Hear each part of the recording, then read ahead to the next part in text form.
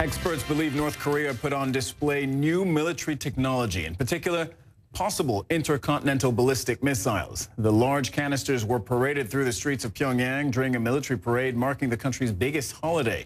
But analysts warn that they were probably just mock-ups, and there's no way of knowing if North Korea actually has the technology developed as of yet. The show of force came with strong words to match. North Korea issued another threat to the U.S., saying it would respond to all-out war with an all-out war.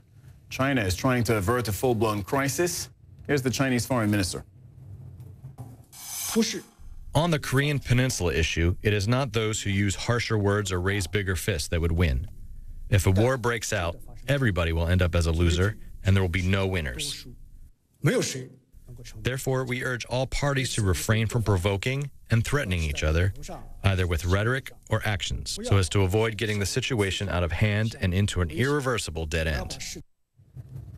And CNN's Will Ripley is in Pyongyang. He had a front row seat to that military parade. So far, no nuclear test on the Day of the Sun, North Korea's most important holiday, but you have seen a show of force of a very different kind. You can see North Korean citizens are out here right now. These women are holding up a North Korean flag, and earlier we saw North Korea's full arsenal on display. There were Scud missiles, there were submarine-launched ballistic missiles, there were land-based missiles that can be launched from a mobile launcher, and at the very end, we saw North Korean intercontinental ballistic missiles. We know that North Korean leader Kim Jong-un's goal is to develop an intercontinental ballistic missile with a nuclear warhead capable of reaching the mainland United States. And while analysts say they may not be there just yet, parades like this are certainly evidence that they continue to make progress, faster progress than many experts had predicted. A lot of people thought there might be a nuclear test today on this important holiday or in the lead up to it. However, it seems as if the North Koreans are holding off on the nuclear test for now, but I have received information that a special operations exercise, a military exercise earlier this week when commandos were jumping out of airplanes, that was an exercise in direct response to tweets from President Trump talking about North Korea and urging China to solve the North Korea problem, as he put it. But we also know that there's a USS Carl Vinson carrier strike group, 60 planes, submarines equipped with nuclear missiles, and a 97,000-ton aircraft carrier, all designed to send a message of deterrence to the North Koreans, telling them not to engage in provocative behavior, such as another missile launch or a nuclear test.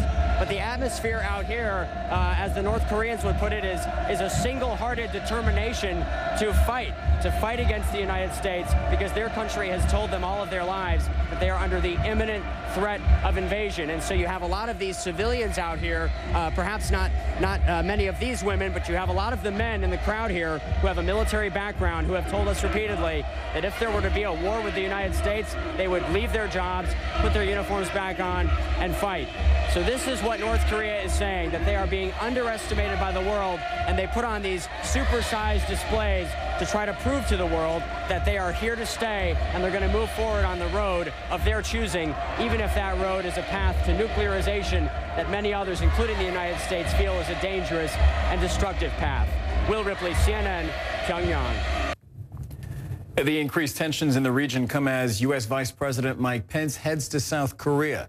He's expected to leave Washington shortly and travel to Seoul. That's before heading to Hawaii, Japan, Indonesia, Australia. All of this part of his Asia-Pacific tour. U.S. officials say his primary goal will be to reinforce U.S. alliances. North Korea's nuclear and missile ambitions will likely be on the agenda, of course, when he hits the ground in Seoul. And CNN's Alexandra Field is in Seoul, where people are used to heated rhetoric from North Korea. I asked her how they were reacting to these latest tensions.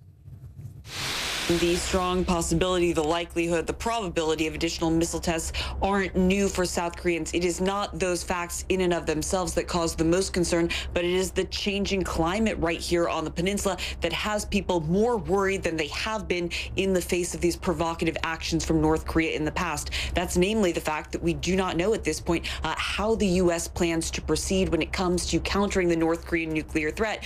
President Donald Trump has been very clear in saying that if China won't solve the North Korea problem, that the U.S. could act alone. And now they have deployed the Vice President, Mike Pence, to the region. He'll be coming to Seoul, South Korea, and then on to Tokyo, Japan, to talk to allies about what kind of options are on the table, what options are being presented to President Trump when it comes to looking at how to deal with North Korea. And we know that the White House has said that they will look into a military option. That's, of course, what raises concern here in South Korea, because while you have a lot of talk going on between China and the U.S. about how to deal with North Korea, and when you have North Korea trying to project these images of strength and possibly on the verge of even more provocative actions, you have South Korea, which is sitting right here very much in the line of fire. It is widely believed that if the U.S. conducted some sort of preemptive strike on North Korea, that South Koreans could very much be in harm's way, with a strong possibility of North Korea then retaliating.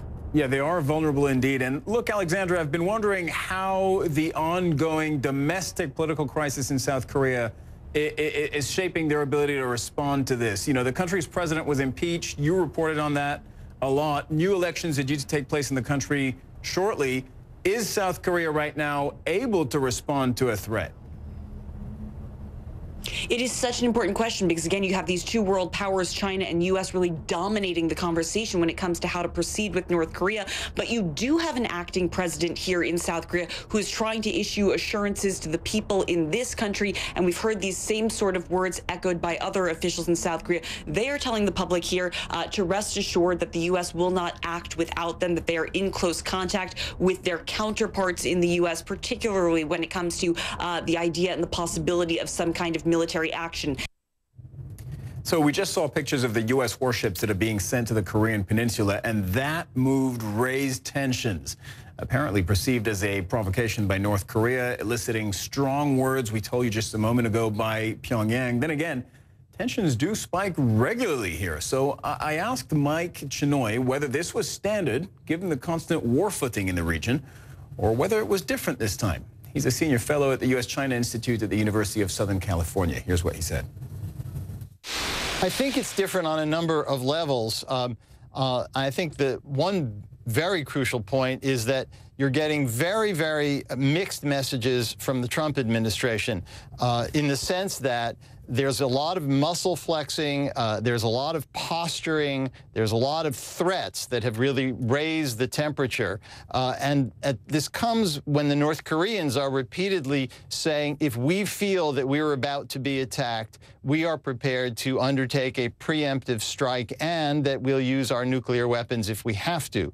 And so what you've got is a situation where you've got posturing on both sides, and if each side feels the other one is pointing a gun at it, then the temptation to strike first to avoid being the target increases very considerably. So I think that's a very dangerous dynamic, and it's compounded by the fact that I don't really get a sense that the Trump administration has a clear strategy of where it's going with this, how it's going to involve the South Koreans and the Japanese. I think its views about China's role on being able to rein in North Korea are very unrealistic. So there are a lot of complexities here that we haven't seen in quite the same way in past crises.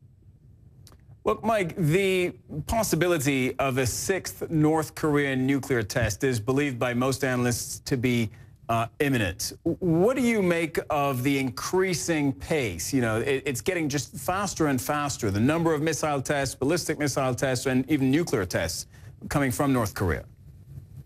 The North Koreans believe that a nuclear capability is central to their survival.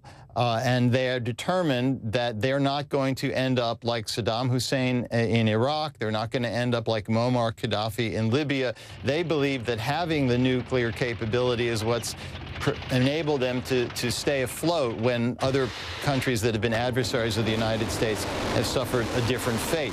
So they are accelerating their nuclear capability, and they're also developing a missile that they intend will be able to hit the continental United States. We haven't reached that point yet, but I think to some degree another nuclear test is not a surprise. I think to some degree the game changer here is going to be when it's clear that they have in fact developed and can use an intercontinental ballistic missile on which they can place a warhead, because then North Korea becomes an existential threat to the United States. It can hit the U.S. with a nuke, and that is a problem no American president has had to confront so far.